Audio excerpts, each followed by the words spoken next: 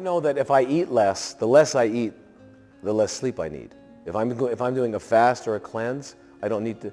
I have more energy. The eating wears you down, and your body, you got to process it. So the more you're eating, I think that has a big effect on the amount of sleep you need. You say, how many hours do I need? Depends on how much you eat. The more you eat, the more you need to sleep. You got to sleep it off, as they say. You got to process it. So the less you eat, the less you're doing that, and you have more energy. But the early morning hours, the three things that I recommend: you wake up and you do your meditation prayer. Secondly, you do reading. And the reason you read in the morning is because you've got to, reading a half an hour in the morning is worth 2 or 3 hours at night.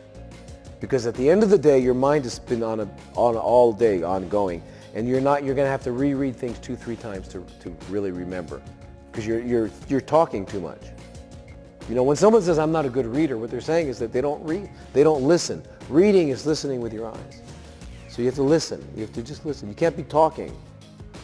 So a bad reader is someone who's talking. That's the only difference. You stop talking when you read. But anyway, in the morning, it's easier to do. So when I went to medical school, I went to bed at 7 or 8.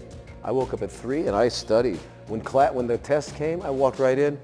I was done before everybody. They're all drinking coffee and they're looking at their notes because they studied last night and went to bed at 3 in the morning. I got up and I did it. I was fresh, and I remembered it. Okay, so, and everything I read in the morning I remembered. What I read at night is not. I consider night reading as entertainment. Just to go to sleep. When I go to sleep, I'll read something. So anyway, so you get up and you do your meditation, and then you do your reading, and then you do your exercise. And if you do that, give yourself a good hour and a half workout. Sweat. Do cardiovascular and resistance. You need to do both. You do that, then if you think you got to eat, which you don't, if you think you got to eat, that's the time to eat.